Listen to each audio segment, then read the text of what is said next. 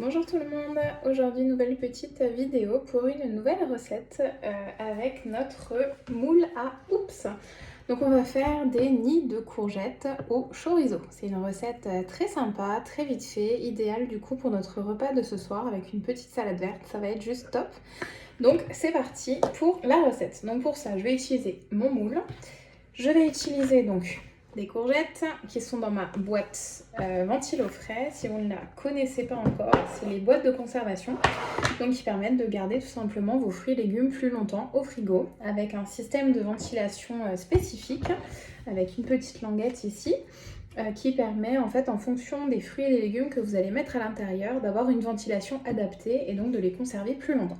Alors je vais déjà prendre une courgette, je ne sais pas si une suffira, je vais les mettre de côté, on verra bien. Alors, ce que je vais commencer par faire, je vais utiliser donc mes tranches de chorizo pour garnir mes petits moules à oups. Donc je vais les disposer au fond de mes moules à donuts. Ça va nous faire alors la base et ensuite quand on les servira, on les retournera et ça vous fera le petit chapeau. Ce sera super joli, j'espère en tout cas. Alors, donc il vous faut des tranches fines de chorizo, non pas du chorizo entier. Ce serait un peu plus compliqué. Donc je vais disposer ma tranche. Alors ce que je vais faire, je bidouille un peu. Alors j'ai, vous voyez, tout simplement en fait j'ai un petit peu forcé, comme ça le trou va transpercer la tranche et j'aurai bien du chorizo partout. Je vais prendre le couteau pour m'aider à disposer.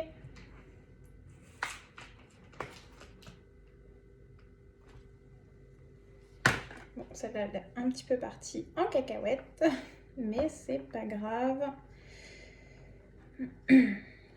Donc le but va vraiment être de garnir, vous voyez comme ceci, le fond au maximum. Alors ça y est, j'ai terminé de garnir donc mes 6 moules, vous voyez, avec mes 6 tranches à chorizo. J'en ferai 2 fournées puisque j'ai encore 6 tranches, donc ce sera vraiment le top. Comme ça, on aura des restes pour cette semaine. Donc maintenant, alors quand je travaille, je prends toujours ma planche souple, vous voyez, la planche rectangulaire.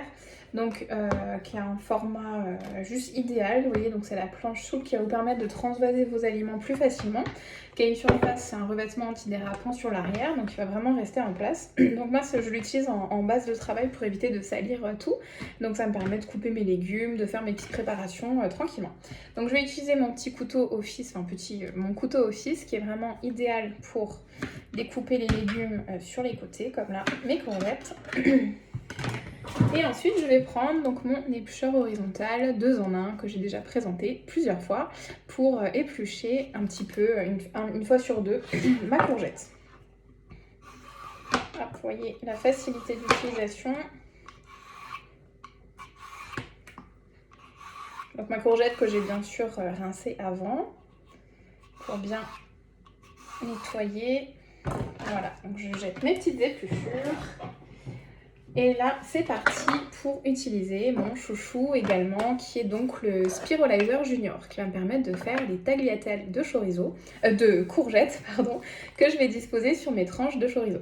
Donc je vais couper par contre pour ça, je vais couper ma courgette en 3 morceaux, en 3 parties, parce qu'en fait je ne vais pas réussir à l'utiliser, vous voyez, c'est beaucoup trop grand par rapport à l'outil, ça n'a aucun sens, donc je vais la couper en 3, et ce sera juste ce qu'il faut pour pouvoir procéder au découpage tranquillement. Donc pour ça, je vais utiliser donc ma tête, si vous voulez, avec les petites lames qui vont venir en fait, donc j'utilise toujours la partie plate, qui vont venir se crancer dans la courgette, comme ça, et qui vont me permettre de faire mes spaghettis plus facilement. Alors je vais me mettre au-dessus de mon bol. Comme ça, les spaghettis tomberont directement dedans. Et donc, je prends mon taille-crayon, je l'appelle le taille-crayon à légumes. Donc, je le prends comme ça et on va pouvoir venir tourner. J'essaie de bien vous montrer. Voilà. Regardez-moi ces jolis spaghettis. J'essaie de me rapprocher un peu. Regardez. Hop. Nickel. Vous voyez, il n'y a pas de difficulté. Vous pouvez le faire avec les enfants sans souci. Alors je vous montre ici au milieu, il y a un petit zigouigoui, c'est vous savez les pépins des courgettes, donc je peux l'enlever et je peux le réutiliser dans ma farce, dans une sauce ou dans un mélange. Mais si vous voulez, donc il y en a certains qui ne digèrent pas les pépins ou qui n'apprécient pas tout simplement, donc vous voyez qu'on peut l'enlever facilement. Hop. Là j'arrive au bout, vous voyez que ça s'emboîte parfaitement quand j'arrive au bout de mon légume ou de mon fruit. Et ça y est, encore un petit peu, mais je suis au bout. Voilà, vous voyez, ça tourne dans le vide. Et il me restera donc une petite partie conique qui ne peut pas être épluchée. Alors, je vais vous montrer le résultat de mes spaghettis. Vous voyez, génial.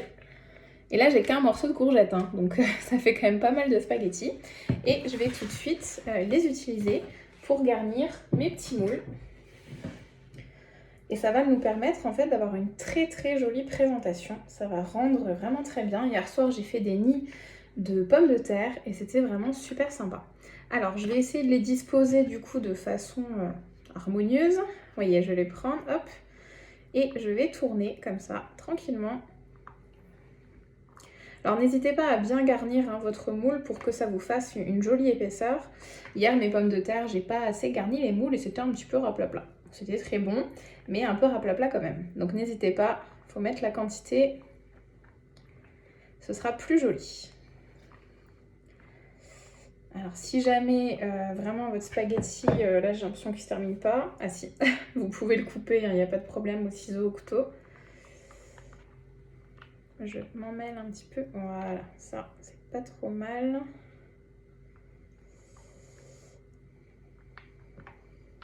Voilà, regardez-moi ce joli petit nid. Et donc je vais faire la même chose sur mes autres moules. Donc ça y est, j'ai fini de garnir mes petits moules. Vous voyez, ils sont vraiment très très sympas. C'est très très joli. Je lève pas trop parce que c'est déjà tombé. Donc voilà le résultat. Maintenant, on va s'attaquer à la dernière partie de la recette. On va tout simplement utiliser un shaker, donc qui va vraiment vous faciliter la vie en termes de mélange et de préparation. Donc là, je vais préparer un petit appareil qu'on va venir disposer sur nos moules pour les garnir et les aider à se tenir en cuisson pour que ça nous fasse une sorte de petit flan de légumes, un peu amélioré. Donc dans mon shaker, je vais mettre plusieurs choses. Alors, dans un premier temps, 2 œufs. Alors, je ne vais pas les casser directement dessus, puisque ça risquerait d'abîmer le produit. Donc, j'utilise un ustensile pour casser mon œuf. Voilà, le couteau, ce sera très bien. Donc, un œuf. Ça marche très bien, le couteau. J'avais jamais testé, pas de raison. 2 œufs. Ensuite, je vais mettre un peu de sel, un peu de poivre. Toujours penser à bien assaisonner vos préparations.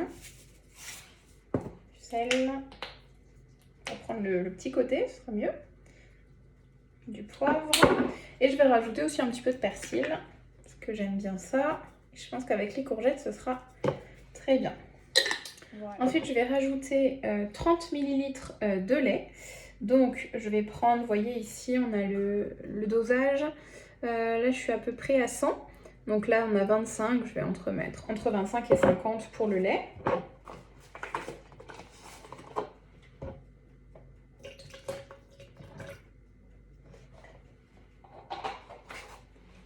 J'en ai mis un peu plus, c'est pas grave. Et on va rajouter la chapelure. Donc pour la chapelure, c'est pareil, c'est à peu près 30 ml. Donc je vais prendre mes petites cuillères doseuses. Là, c'est une cuillère de 15. Donc je vais mettre 2 bonnes cuillères. Je vais me mettre au-dessus. Voilà, donc une.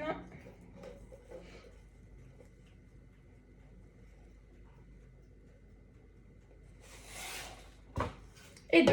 Alors la chapelure n'est pas obligatoire, c'est à vous de voir si vous voulez en mettre ou pas.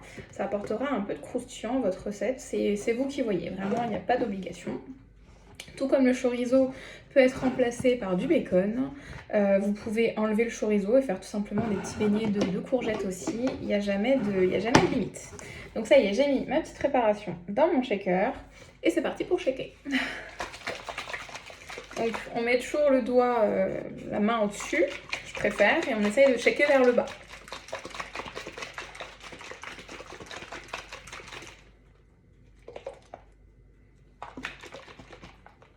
vous voyez, préparation homogène. Hop.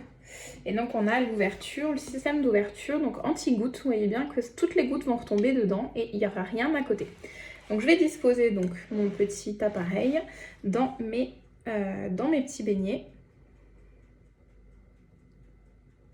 Je vais y aller petit à petit, pas en mettre trop.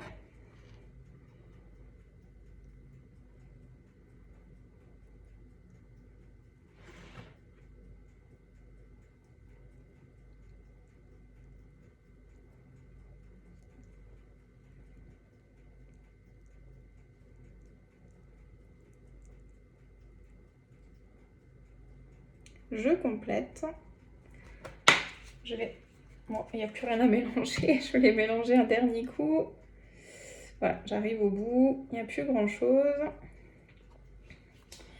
Donc je vais vous montrer le résultat de mes petits moules. Et ça va partir en cuisson pour 25 minutes. Je vous montrerai le résultat juste après.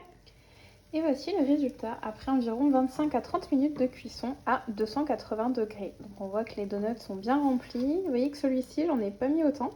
Il y en a un petit peu moins et c'est un peu tassé. Mais les autres sont quand même très très sympas. Je vais vous les démouler tout de suite pour pouvoir vous montrer le résultat. Et voilà donc le résultat après démoulage. Regardez-moi comme ils sont beaux. On voit bien que le chorizo a un peu grillé. Ils sont vraiment super super jolis en présentation. Je trouve ça top. Donc ce soir par exemple ça va être notre repas avec une petite salade verte en sachant donc qu'il y a du chorizo, des œufs, donc des protéines, les courgettes qui font les légumes et un peu de pain ou de féculents, de riz ou autre pour faire les féculents, mais en tout cas ce sera un repas équilibré avec très très peu d'ingrédients, vous voyez, ludique à faire si vous avez des enfants par exemple avec le Spiralizer ou même pour vous, et surtout la présentation pour épater vos invités, c'est toujours hyper sympa. Donc voilà, j'espère que la recette vous a plu, que vous allez pouvoir la tester aussi chez vous avec d'autres légumes, d'autres ingrédients. Enfin, laissez libre cours à votre imagination, je vous le dis toujours. Le but, c'est de se faire plaisir. Allez, bye bye et à bientôt pour une nouvelle vidéo.